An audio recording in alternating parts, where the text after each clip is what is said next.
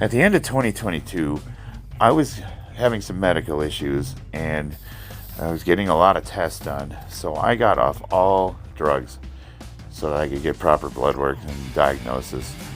And about 5 or 6 weeks after being off of everything, when I got my blood work done to check my testosterone levels, they found that my numbers were kind of normal. They were a little low. They were a little low for a 48-year-old, but not abnormally low. Well, that kind of suggested that maybe it's possible to stay natural. So I told you guys I was off everything, and I told you I'd keep you posted if anything changed it, and it did. I went back on. I didn't tell you guys right away because I'm like, I'll just hold off for a little bit.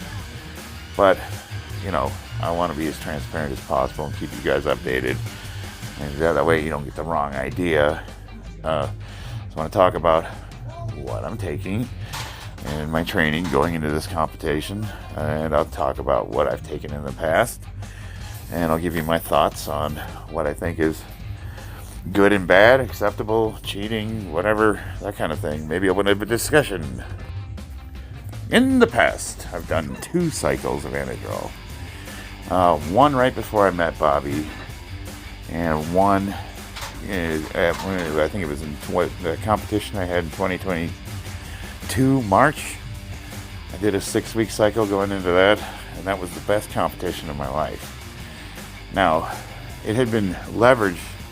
The accusation was leveraged that the only reason why my total went up the way it did was because of steroids. But what most people don't realize is that first cycle of Anadrol I ever did was before I met Bobby. And it was right after I went on hormone replacement therapy, which was at the age of 40. I wasn't quite 46 yet. Up to that point, I'd been 100% natural.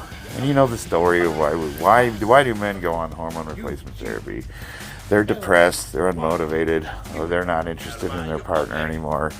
Everything's going to crap, and then you go get your blood work done and find out you have the testosterone of a, 2-year-old infant. So you go on TRT, it's life-changing, and I do mean life-changing. Immediately feel like a 20-year-old. And then I thought, well, why don't I try this? Yeah, I've already thrown up being natural out the window. Let's try this out. And I did. And I didn't have that great of results. My bench went up a little bit. I was getting results. I got bigger. I was more cut. Filled out really easy. But as far as strength goes, my numbers didn't shoot up anywhere near what they did when I started training with Bobby. So I would credit both. Obviously, I got an advantage from being on drugs. And I got an enormous advantage from training HIT. I can't say enough. I've been doing it ever since, and I'm still making gains. Now, my total, since I've been training with Bobby, has gone up over 200 pounds. And that's unheard of, even for guys that are on a mountain of steroids. That's unheard of. So, is it the methodology, or is it the drugs? Because I can tell you right now that at all times, anything I've ever taken, I've always taken the smallest efficacious amount possible. Now, I don't recommend Anadrol, A-bombs as they call them. Does it make you stronger? Yes. But I don't know. It's got side effects. It's toxic to your organs. There's a bunch of bad that goes with the good. And I don't think it's something that can be safely taken. I know they do prescribe it for people that are bedridden, that kind of thing. So it helps retain muscle. Yeah, that's the medical use for it. So there's obviously anything like that is going to have anadrolic properties and can be used or abused to gain muscle, that kind of thing. It also does a lot to your red blood. It does a lot to your body. That's not good. So it's not something that I recommend anybody to start taking. Although there is a huge amount of research to suggest that in taking inappropriate amounts, those side effects are negligible. So that's one of those things where I would say you need to do your own research. And I can't stress enough that if you're not going through a doctor or a medical professional, man, I don't know what to tell you. That is above everything. Anything I talk about, suggest, have done, do, will do, anything. The first thing is I'm going to consult a medical professional. I don't do anything without first researching it thoroughly and second talking to a medical professional. So basically that's enough of that. So we talked about the 2 cycles, we talked about my programming, and now I'll talk about what I'm doing currently. So I really, really thoroughly believe that there is nothing controversial about a man over 40, 50, 60, and sometimes guys in their 30s being on hormone replacement therapy. Where it gets a little controversial is when guys do what I call sports HRT, and that's where they take more than you would normally need. So the whole idea of a hormone replacement therapy is you're supposed to take just enough to put you in what is considered an acceptable normal range for a man your age, which would mean basically I am just taking the tiniest amount to get to mid to high normal levels. Except we all know that most powerlifters who claim they're on HRT don't do that. They take the amount needed to get to the higher levels of normal. So basically the top end of that range is 1,000. Well, that's where I'm going to be, and a lot of those guys are trying to be between 1,000 and 1,200. Some are even trying to be higher, and they're claiming that that's HRT, and there's a lot of argument to say, no, but that's a cycle. I'm going to say, for all intents and purposes, anything under 1,000 is HRT. But here's another difference that you guys need to consider. Let's just say you're a genetic outlier and you do run in that 1,000 range naturally.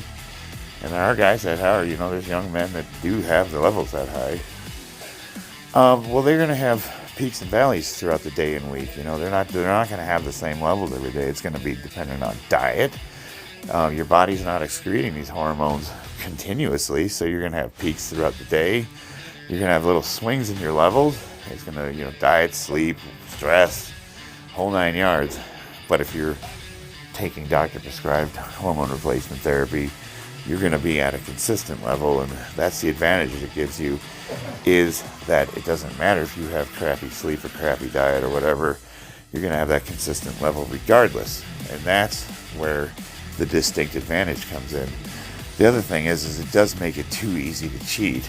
So the reason why men on HRT cannot compete in natural division anymore, even if that's all they're on, is because it'd be way too easy to do a huge cycle, get off of, cut back down to HRT for a couple months, go get your blood done, and you could totally cheat that way. It's just too easy. So I basically said anybody on anything has to compete in the untested division. So that's that.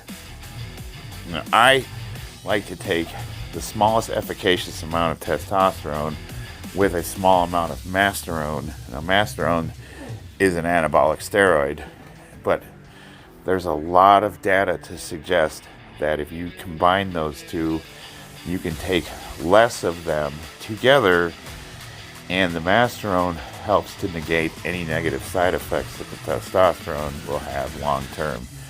So it's a good long-term longevity strategy. And if you're taking it with that in mind, I think it's a safer combination than just prescribed testosterone. And that's of course what I do. And you could, I don't believe that's abusive. I think that it's better because it's like the masterone negates the testosterone, aromatizes it to estrogen, and there's a couple other negative side effects. And if you combine those two, the masterone helps to negate the side effects of those. And masterone was always considered a really, really mild steroid. It's not something that any serious strength athlete would take, especially when there's so many other substances that give you so much better effects. But we're not thinking. I'm not thinking strength benefits as much as I'm thinking long-term health strategy, because at the end of the day, when I'm done powerlifting, I'm still going to be on this stuff, and I need to be on it long-term. So that's a combination that I've researched, and I've talked to a lot of doctors. You can't, it's not something, it's tricky because it's not something you can get prescribed in the United States. I think Canada you can. But just to be transparent, that's what I'm on right now. And the only other supplements I'm taking are, of course, vitamins. I take vitamin D, I take zinc, I take fish oil, calcium, potassium. And, well, potassium's more of an electrolyte, so I don't really consider that a supplement. I live in the desert. It's really dry out here, so sometimes you have to supplement electrolytes.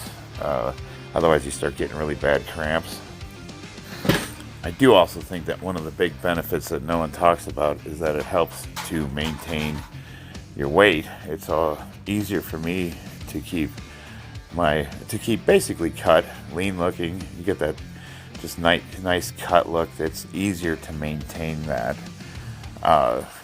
even on just HRT than it would be if I was natural. So it just gives you that nice cut up look, that nice steroid look that everybody, And I will also say, you'd be surprised, some of these guys that you think are on a ton of drugs aren't, and a lot of guys that you think aren't on anything are on an enormous amount of drugs.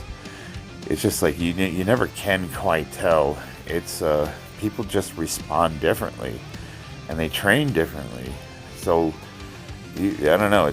I wouldn't judge a book by its cover always, but a general rule of thumb is if it doesn't look natural, it probably isn't.